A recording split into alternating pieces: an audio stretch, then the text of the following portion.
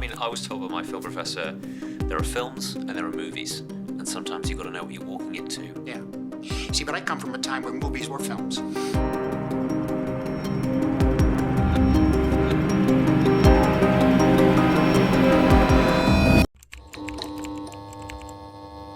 It was February 4th, 2023. The Emmy-nominated HBO series The Last of Us was sweeping the globe, and its star, Chilean-American actor Pedro Pascal, was quickly becoming the internet's latest boyfriend. And he was getting ready to host an SNL episode that would cement an online community's place in history forever. Here's a new rule.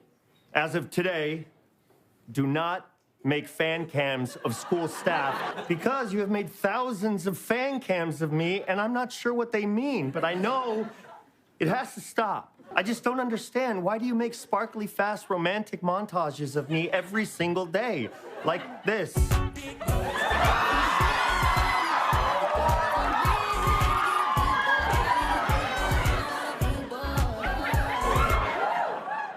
So what was that, the slow, sparkly romantic montage Pedro Pascal calls a fan cam? Well, if you ask its creators, fan cams are passion projects. Fan cams are tributes to hyperfixations. Fan cams are labors of love. And now fan cams are more popular than they've ever been. And they aren't actually called fan cams, but we'll get to that later. In fact, they've become so prevalent in pop culture that they've earned their own SNL sketch. But why? And what does Timothée Chalamet have to do with any of it? Well, it all starts in 1887, I promise. Bear with me. You see, Conan Doyle would publish the novelette A Study in Scarlet, which would include, for the very first time, the character of Sherlock Holmes, and fans of Sherlock, dubbed Sherlockians, would become the very first fandom. Fandom being the fans of a particular person, team, fictional series, etc., regarded collectively as a community or subculture. Sherlock fans quickly became ravenous for the character, so much so that Doyle was shocked. It was no secret that he didn't even enjoy writing the series, but it was what was in demand. Today, we all know fandom culture either online or in real life to be extreme, but this was all new. The Sherlock series was published in the Strand magazine, meaning it was available to the working class as subscriptions and in newsstands. Unlike most highly regarded works at the time, this wasn't media that was preserved for the elites. Everyone could read it, and everyone was. This was popular culture. This was the first time that fans started expecting works of fiction to meet their satisfactions as fans and not necessarily as critical readers. So, in 1893, when Doyle published The Final Problem, the piece that would kill off Sherlock Holmes, fans for the very first time went nuts. Fans started sending hate mail to Conan Doyle. 20,000 people canceled their subscription to the Strand magazine. The hole Sherlock Holmes' death left in readers was so vast that it birthed fan fiction. People started publishing pastiches. Now, pastiches aren't exactly fan fiction, but you could definitely argue that it was the starting point and is what got the ball rolling. So whereas fan fiction is independent authors posting their works on websites like Archive of Our Own or Wattpad, pastiches were published by established publishers and magazines, which at the time was acceptable because of the loose copyright law back then. Also, fan fiction tends to be in the individual author's style of writing and can even change the premise or genre that the work was originally published in. This is where you get characters being written in AUs or alternate universes. So instead of Bella Swan being a teenager who falls in love with the vampire Edward Cullen, she'd be a college graduate who falls in love with a billionaire sex maniac. So on the contrary, these pastiches were devoted to keeping in line with Doyle's original style. So much so that Sherlock fans were the first to dub the word canon to mean what was real and not real in the fictional world that the author had built. The world Conan Doyle had built for the detective was held dear to readers, so much so that fan writers were very wary to deviate from that, except for, of course, writing pieces where Sherlock had only faked his own death and was still alive and kept working with Watson. The demand for more Sherlock Holmes was so strong and so persistent that finally, a decade later in 1903, Conan Doyle would publish a new addition to the Sherlock Holmes series, wherein which Sherlock had only faked his own death and was still alive alive and kept working with Watson. And he continued writing and publishing stories that followed the character up until 1928. People all over the world who ferociously loved the same work of fiction came together and actually had an impact on said work. Fan culture, even at its start, was all powerful. It brought people together, and for better or worse, it's only grown since. Did you know that the very first assembly of photographs to create a motion picture was a 2-second clip of a black man on a horse? And that man is my great-great-grandfather. Great. There's another great-grandfather. In 1887, Edward Muybridge created Horse in Motion, the first ever film. Although something like that would seem highly simplistic now, without that revolutionary invention, cinema as we know it may have never existed. And without this, we would have never had the pleasure of witnessing this.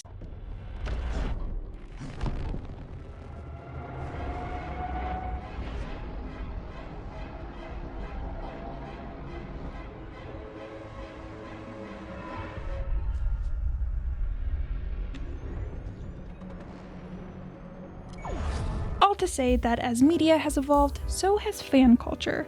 Fan-made content went from print to video, and has continued evolving since. Evolving into... Except this...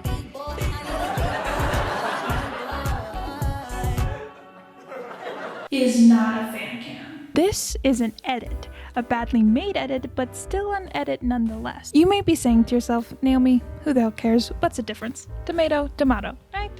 Wrong.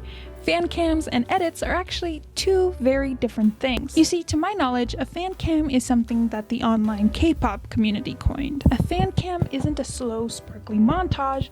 A fan cam is a cropped video that is focused on your favorite K-pop star performing in that K-pop performance that you like so much. The first fan cam that I could find as a non-K-pop fan was uploaded on YouTube on May 27, 2010 of an idol named Yuri of the band Girls' Generation.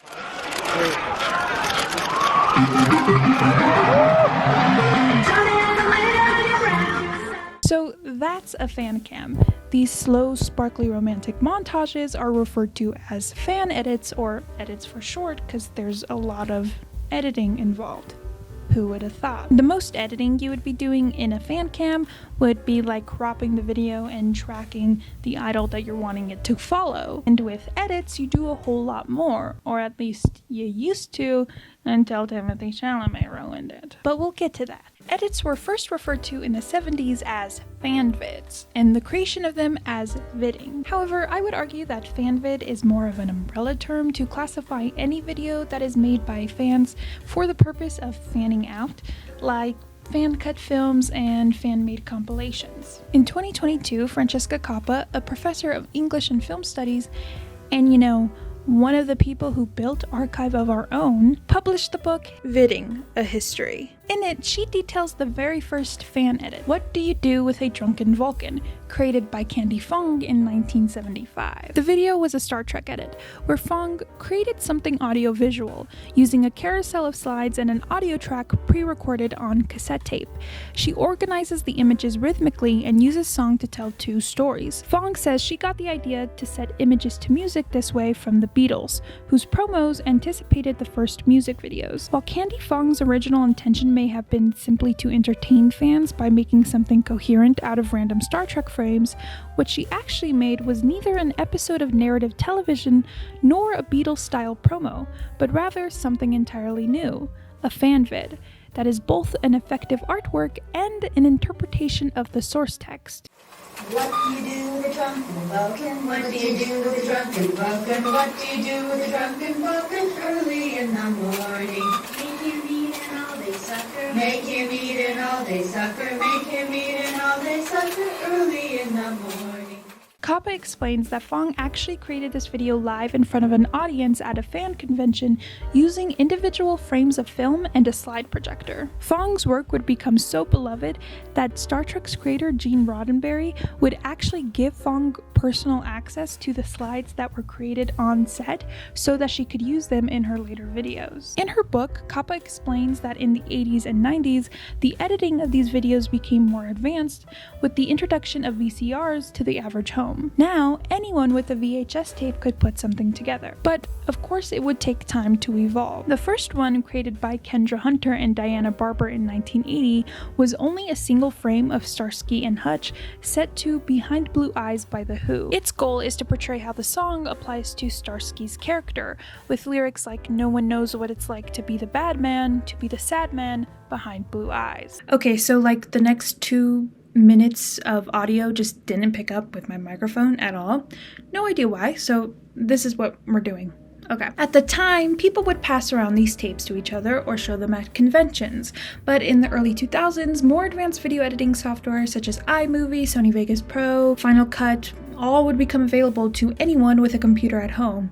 So a new little wave of editors appeared and people started uploading their videos to sites like YouTube that launched in 2005. And as people honed their editing skills and shared their work with others and saw the work of others, even clearer narratives started to peek through. The timing, the specific clip, the specific song, all became more and more important and succinct to pay tribute to the media they were editing, and to evoke emotion from the fandom that would be watching. Edits are fans' way of highlighting things they love through the power of video editing. If you thought a relationship between 2 characters was really cute, you could edit that together. If you really liked a show's tragic storyline, you could edit that together. If you thought a celebrity was really hot, you could edit that together. And then have it blow up 10 years later on TikTok because people are poking fun at how edits used to look like, and then have it become the new Rickroll, and consequently have it so beaten to death that not only does the subject of your edit get asked about it on The Tonight Show and in multiple interviews confirming he's seen it, but the official TikTok account for the US Democratic Party forced the President of the United States to make a video of him drinking coffee just to score that youth vote. In Kappa's words, edits are a remix art, a form of digital culture. It's also doing something ancient and human, connecting popular culture to the poetic. And YouTube became the place for edits. They were usually a couple minutes long and took days, weeks, or even months to make. YouTube editors were pioneers in the digital new age of fan-made content. And fun fact, neither the SNL sketch Fancam Assembly or the whole Josh Hutcherson whistle fiasco was the first time edits were referenced on television. Because on April 21st, 2011, the hit sitcom Community aired season 2, episode 21, Paradigms of Human Memory, which had a scene that parodied an actual edit that an actual fan of the show made and posted on YouTube in 2009.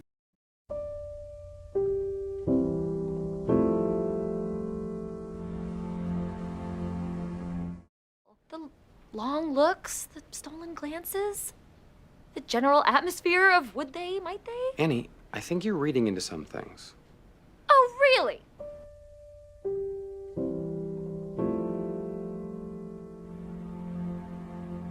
Oh, give me a break. I mean, you could do the same thing with Pierce and Abed.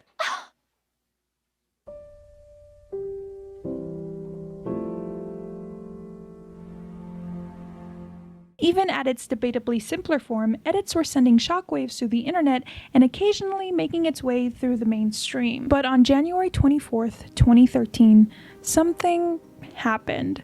Something that would change the way of life for every fan editor out there, and would change pulp culture in general. A new trend is getting the attention in today's app chat. Beyond snapshots, Vine lets you share video clips or snippets of your life. Twitter released a new app that lets you upload 6-second videos.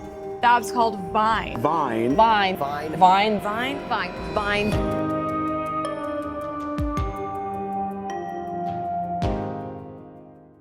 By 2015, Vine would amass over 200 million users, and it changed how editors made edits. You see, wherever content can be created and posted, fan-made content will find its way there. So, people started making edits for Vine. YouTube edits were typically focused on carrying a succinct narrative through the length of an entire song. And as time went on and people's editing skills improved, YouTube edits started slowly to become more visually appealing as well. And as Kappa suggests, this trend was started to combat YouTube's YouTube's strict copyright takedown system. The style of fan vidding that developed after YouTube, the so-called YouTube vid, was also designed in the context of Content ID. YouTube fan vids tend to be flashy and fast cut. They tend to feature textures, overlays, distortions, and speed changes, sometimes to the point of parody. These are all things that will help the vid survive, even if an individual vidder doesn't realize the technological implications of these choices. But Vine had a lot more limitations when it came to what could actually be posted on their platform. The biggest differences, of course, being the 6-second time limit and the 1-to-1 square ratio. This was a whole new ballpark, and it had editors approaching their craft in a completely different way. Because if you wanted to make an impactful edit on Vine, you now had to squeeze multi-minute long concepts into seconds. If you wanted to make an edit that highlighted how tragic a character's storyline was, you needed to pick out the exact right frames from the exact right scenes to fully illustrate that. But an edit with a mismatched song is barely an edit at all, so you also needed the perfect 6 seconds to emphasize the mood of your edit. This is where I think the more social aspect of the community really started to spring its head. With edits being introduced to Vine, you had brand new people being exposed to them for the very first time, and being so intrigued by them that they wanted to start editing themselves. Vine itself recognized the editing community with the OMG page. Vine had a page for viewers to see specific types of content, like comedy videos, travel videos, or singing videos. The OMG page was dedicated to edits. But don't get me wrong, editing and edits were nowhere near as popular as they are now. But now, all these new editors were actually needing resources to put these edits together. So you had people making Scene Finder and Scene Pack accounts on Vine and YouTube to help their fellow editors have access to clips. And you had audio accounts that would post 6 seconds of a usually trending and remixed song, so it was easier for people to find and use. You even had accounts that were dedicated to making overlays that other people could use in their edits for free. Editors were coming together and helping each other out. They were getting better because of each other. And it seemed like editors of this time were determined to evolve. Simply putting a compilation of scenes over a song wasn't enough anymore. Those scenes needed to match up rhythmically to the audio you used. Now, one of the signifiers of a properly made edit was if it was on beat or not. And since visual effects were already being introduced on YouTube, Vine editors were pushing it even further. Editors took time investing in visual effects to become more aesthetically pleasing. To make slow motion clips look smoother, people started using software like Twixtor. To color grade their edits in more interesting ways, editors used software like Magic Bullet. To make edits more visually captivating, they started utilizing new and creative transitions to go from one clip to another. Now, personally, I can't speak to the early days of Vine because I wasn't allowed to have a phone or any social media because I was turning 10 that year and iPad babies weren't invented yet. However, in 2015, at the age of 12, without my parents' permission, I finally had a proper introduction to the internet. And of course, like every outcast preteen at the time, I found my way to Fanculture. And although I didn't have a Vine account, I did have a secret Instagram account. And there, people would repost edits that were made on Vine. So I can't attest to what the social culture of the editing community was like on Vine, but I can attest to the fact that there was quality content pumping out of there. These edits were like nothing that had been done before. It was a form of fan art, yes, but it doesn't negate the fact that it was a really interesting and innovative way of video editing. I mean, when I say people making edits, what I mean is that these were teen and preteen girls utilizing largely pirated versions of professional editing software to create a whole new way of using a tool that had been around for nearly a century. And I think those OG Vine editors were really ahead of their time. But on October 27, 2016, parent company Twitter would announce that they'd be shutting down Vine. So as of January 17th, 2017, Vine was no longer available as an app to download. So like all creators on Vine, fan editors of Vine were looking for a new home. And while YouTube edits were still consistently being made and evolving right alongside them, it just wasn't the platform for short-form content that was peddled by a community that thrived on easier ways to socially interact with each other. So it kinda left everyone with the one obvious choice that was available at the time. And that was... Pre-Vine, Instagram was just a place to post pictures, but when Vine started gaining traction and stealing users away to their platform, Instagram did what it does best to retain users: steal. Now you could upload videos that were up to 15 seconds long, and in 2015 you would no longer be limited to a square aspect ratio. Listen, I am going to be very vulnerable with you in just a second.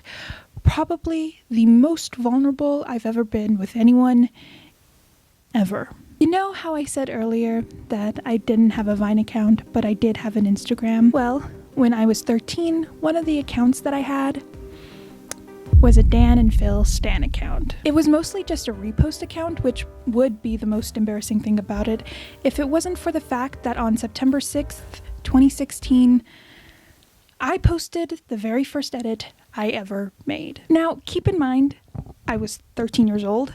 That was almost 8 years ago. I have grown as an editor and as a person since then. Okay?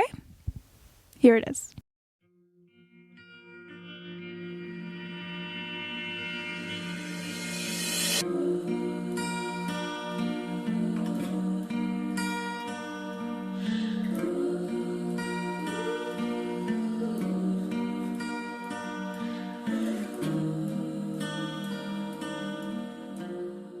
Yep, that was created with Viva Video on my Blue, probably while I was wearing my Dan and Phil backpack. I remember being really inspired by a popular Dan and Phil editor at the time, Honeymoon. They were known for a bit of a simpler editing style that was inspired by the big Tumblr aesthetic that was sensationalized at the time. They'd also throw in clips that had nothing to do with the boys to tell a story, so like Dan as a Calvin Klein model, or the boys on a Stand By Me-esque adventure. And since that first horrible edit I made, I have been addicted to the hobby ever since. So when Vine officially shut down in January of 2017, I saw the influx of Vine editors coming to Instagram. This also gave new editors a chance to enter the scene. And this is where I would say personally started the golden age of fan editing, which is marked from the years of 2017 to 2019, in my opinion. And I think the main reason for that is that Instagram is actually a pretty good platform for something like the editing community. I mean, if you ignore how it'll shadow ban people and its obsession with Reels now and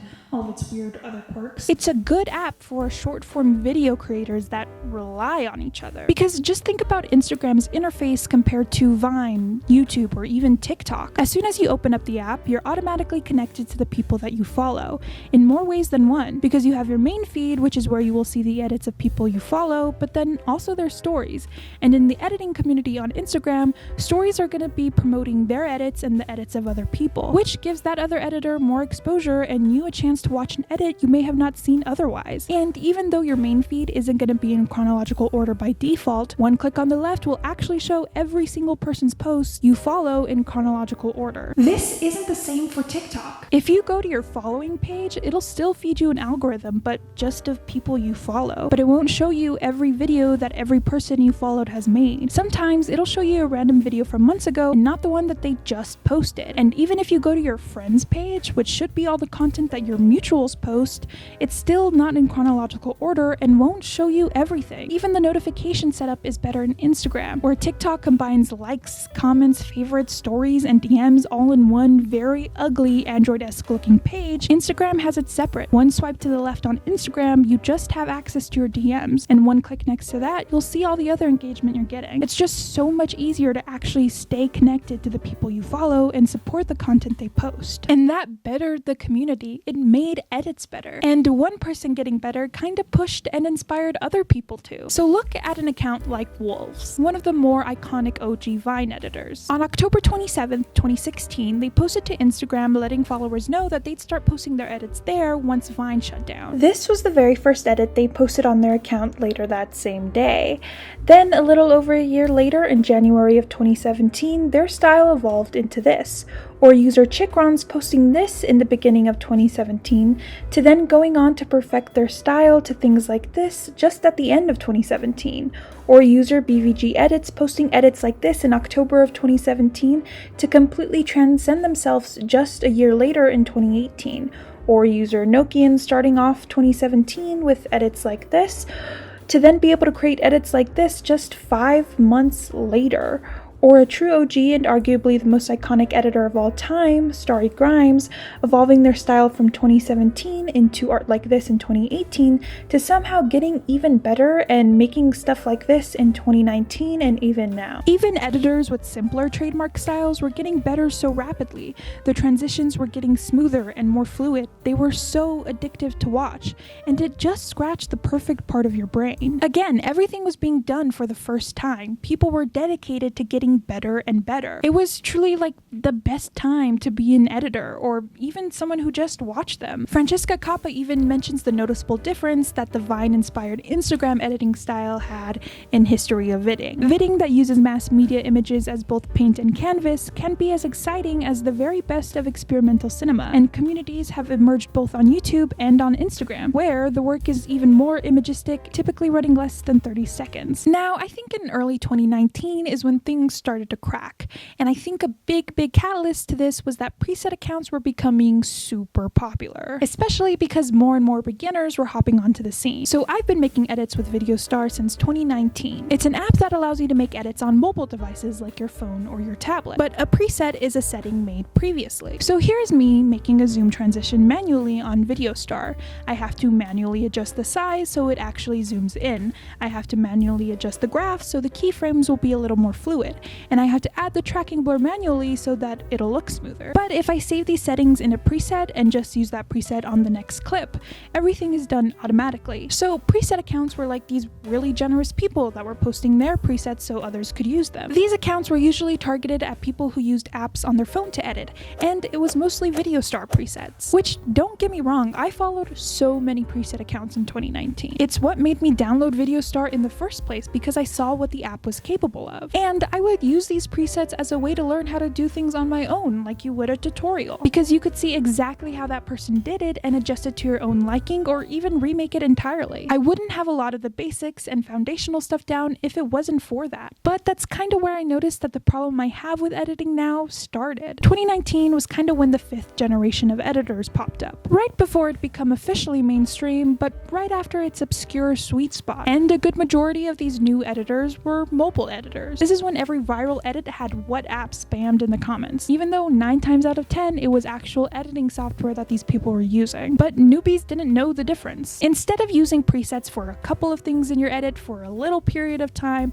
learning from it, then moving on to do your own things and develop your own style, people started relying on presets to make their entire edits for like years. Like still to this day, except now they're just called CapCut templates. So preset accounts started posting preset packs where you can make an entire edit exactly how they made it, all using their presets. Like exactly, same audio, same coloring, same panning, everything. And they were super popular and like pretty noticeable that people were using them. And it's like, I don't even understand the joy that you would get from editing at that point. Does it feel rewarding at all? Because like I said, pre-2019, I was editing on my phone, so I had to use these apps. And like pretty much all of them were preset based, and you could only use the presets that were on the app. So 2019 was the first time that I was making my own transitions using VideoStar. But even before then, I had to pick out the order of the transitions I wanted to use. I also used other apps to create audios and add overlays and color the edits all on my own. I mean, it wasn't good, but it was something that I made and that I was proud of at the time. And then when I could evolve, I did. It was such a rush that I could finally make edits on my own, and they somewhat resembled the art that other people were making. I loved putting in hours and hours of work to achieve something that I liked doing and was proud of. It brought me joy, and it was a creative way of expressing myself and sharing my passion for the TV shows and movies that I loved. But like I said, it was still 2019. The glory days were going strong. Sure, the fan edits that were blowing up being made by the newcomers that were just piling in by the second were getting a little stale, but everyone has to start somewhere, right? I mean, they would evolve like everyone else, right? We saw the style transformations that the OG editors were able to pull off. Just give these new guys a year and they'll catch up, right?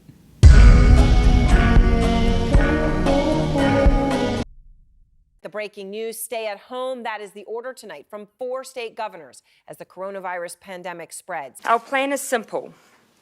We can stop the spread by staying at home and reducing contact. As much as possible, stay home. You must stay at home.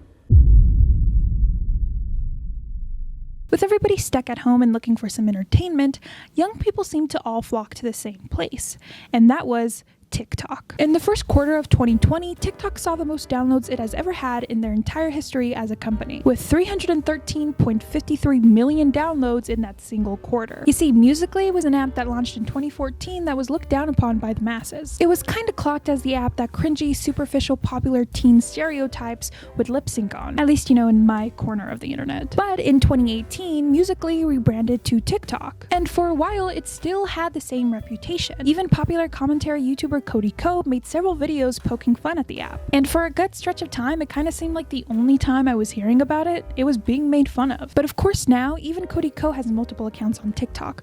The whole conversation shifted from TikTok being the app that you should be embarrassed for having to the most beloved social media platform. And I think everyone being at home, looking for something to entertain themselves with and stay connected in a peak time of isolation was a big part of that. And of course, fan accounts found their way there. So this is what brings us to our inciting incident, something that I think has had the biggest impact on editing since the invention of Vine. On April 17th, 2020, TikTok user StarVids would post an edit that changed everything. And maybe ruin my life a little bit. I guess I'm just a play date to you.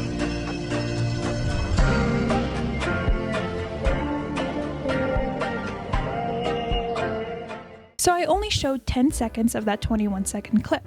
So you may be thinking, hey Naomi, show us the edit part. Where it cuts to different scenes, following a rhythmic pattern with a transition or two, but I can't. Because that's it. The next 11 seconds of the edit is just Timothée Chalamet still doing the same thing, still in slow motion, still with that freaking filter on with the most obnoxious audio playing in the background. I remember this edit popping up on my For You page at the time. I didn't think it was a bad edit. I still don't, genuinely. I just remember seeing it and thinking, okay, and scrolling on my merry little way. You see, I've seen edits made by fans that have done more with editing as a tool than any piece of cinema that has come out in the last 10 years. I've seen beautifully crafted works of art that are way better than the actual media they're editing. So this? It was fine. It was good. The things that are edited well. But I had the Library of Alexandria at my disposal that I had been indulging in the last 4 years, and now I was being offered a BuzzFeed article. Sure, they're masters of listicles, but I'm good. And speaking of BuzzFeed articles, that edit actually earned its own BuzzFeed article. Why? Well, that edit actually garnered over 50 million views and 5 million likes. That edit was a big, big moment in the online pop culture stratosphere. It started a trend of people trying to recreate that slow motion dance with that stupid, stupid song, and editors were recreating the edit with what they were fans of. That stupid audio went insanely viral, and you could not escape it if you tried. But why? Why? Why? The previous decade and a half, edits being posted online were constantly moving forward. Like I said, people were doing things that had never been done before, not in that context and to that quality. Edits were evolving into a truly riveting medium of fan art. So why? Why was this the one that was blowing up so much? Well, I have a theory. Walk with me back to my Library of Alexandria analogy for a second. If you take a person who doesn't know how to read, they don't even know what reading is. You take that person into the world's greatest archive of knowledge and offer them access to any and all books in that library. Why would they care? I mean, sure, there might be some mind-blowing text in there, but all of the nuances of language that have been developing for thousands of years, and then developing even more to transcribe all of that to text, would be completely lost on them. They don't have a basis for linguistics. So you'd be better off showing them the very hungry caterpillar to spark any sort of interest. And who would blame them? They don't know any better. So when all these people on this brand new app for the first time see an edit for the first time, it was mind-blowing for them. They had never seen anything like it. To them, it was revolutionary because they hadn't been around to see what edits were like in their evolved and ultimate state. Most Instagram editors were just posting on Instagram at the time. And so when these people saw a traditionally well-made Instagram-styled edit, they didn't get it. I literally don't think people understand what's going on in Instagram-styled edits because they haven't been along for the ride as a viewer or an editor. So the transitions, the effects, the compelling use of editing, it's all lost on them. And Kappa kind of supports this theory. You might not be clear on what it is, this musical montage. You might not be able to read its meaning or even understand that it has meaning if you aren't familiar with Vidding's visual language. So to them, this was revolutionary. It was just one clip in slow motion, but they understood what was going on. It was easy to absorb, so absorb they did. And that is what has brought me to make this video, because I saw a post on TikTok that made me go a little bit insane. It was a video that referenced the Timothée Chalamet edit, talking about how foundational it was. And these were what the comments were.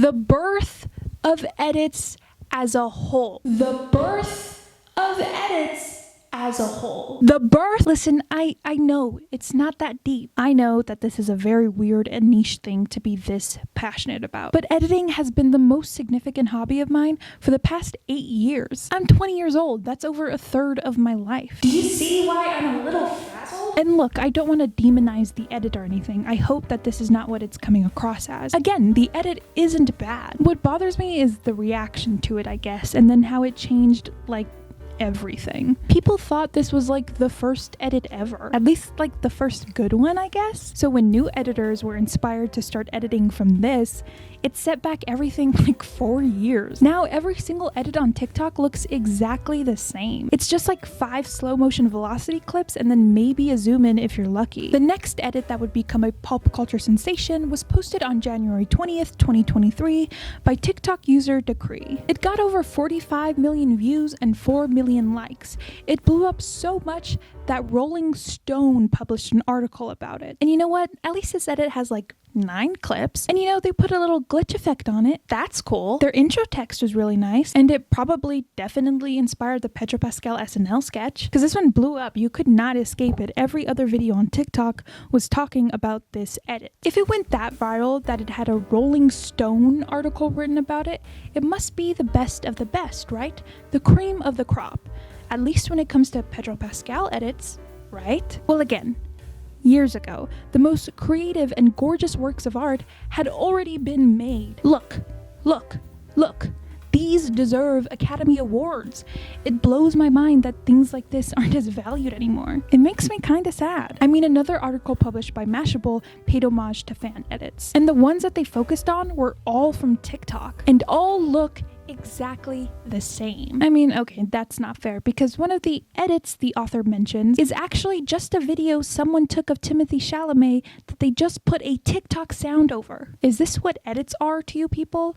Is this the artistic vision that you rally behind? I mean, take my edits as an example. I usually spend about 8 hours on average for all the edits I've made over the years. But out of all those edits, all that time and energy, out of all of that, my most popular edit that I have ever posted was an edit that I made specifically for TikTok because I didn't think it was good enough to be posted on my Instagram. It took me like 20 minutes, 30 minutes max to put it together. In 2021, I posted this edit that has over 200,000 views and 40,000 likes. That is by far the most engagement I've ever had with any edit I have posted in the last 8 years. And it is by far the least amount of effort that I have ever put into an edit. Why? I don't understand. It is so boring. I fell asleep making it. Anyway, both the Mashable and the Rolling Stone article do focus on the fact that edits are made by everyday people and they make the viewers feel something. So really, should we be comparing the artistic value in them? Who's to say one edit is better than the other? If it makes you feel something, then it did its job. You know, like how the Oscar-winning film Moonlight makes you feel something. But so does the Fast and Furious franchise, for some people. So really, they're the same, and therefore both equally as good. And look, before I'm done poking a little bit of fun at this new era of editing, I just want to say that if you started making edits in 2020 or later, I still really enjoy watching them. A lot of people do. I've even made plenty in this style. I think simplicity can be done really well. And when it's a character or a show or a movie or a celebrity you like a lot, it kind of doesn't even matter how good the edit is. It's just really cool to see one. And don't let some random person on the internet making a very lighthearted video about it shake you up. I'm just a person who enjoys partaking in the same silly dorky hobby you do. Out of all the editing accounts that I've had over the years, my current one with 1,400 followers is the most followers I've ever had. I'm an absolute nobody in the editing scene. I can't determine what is a good edit and a bad edit. Not that I think edits in this style are bad, like I said, I still enjoy watching them. I think it's just that my frustration lies in the fact that not a lot of evolving has been done in the editing community on TikTok over the last 3-4 years, which is now like the most popular platform for edits. And like the vast majority of TikTok edits made by different people look the same. And all the interesting things you can do with edits are just absent in these videos. Even on Instagram, the TikTok style and no transition style has been dominating. And I don't know, as someone who's been a dedicated participant in the community for the last 7 years, it's pretty off-putting to see that happen. Because, you know, I wasn't even aware of how much history fan editing really had until I started to make this video. I had thought edits on YouTube were the first and purest form. But it turns out that the actual first editors and viewers were unimpressed with YouTube edits when they started being made in 2005. So what does it mean when vidders say they don't like YouTube vids? They tend to mean either I can't find the vids I like, or the vids that I find don't feel fanish to me. In other words, the vids they find seem to have a very mainstream sensibility. Different fan communities have adopted different strategies in the age of YouTube, and so have formed different vidding ecologies or social worlds where vid creators and vid watchers alike collaborate and play, working out ideas and arguments about both the source and the art of vidding itself. So the OGs would be unimpressed with YouTube editors, and YouTube editors would be unimpressed with Vine editors, and Vine editors would be unimpressed with Instagram editors. And now Instagram editors are unimpressed with TikTok editors. Like boomers, Gen Xers, millennials, and Gen Z all looking down on the next generation. Editors will do the same. I guess it's only human nature to favor what you were introduced to and brought up with. So again, please don't take this as any sort of attack, just some old lady shaking her fists on the porch talking about how good it was back in her day. But if I can leave editors with one piece of unsolicited and obnoxious advice, try something new. Do something with editing you've never done before, just to try it out. Who knows? You can start the next era of editing.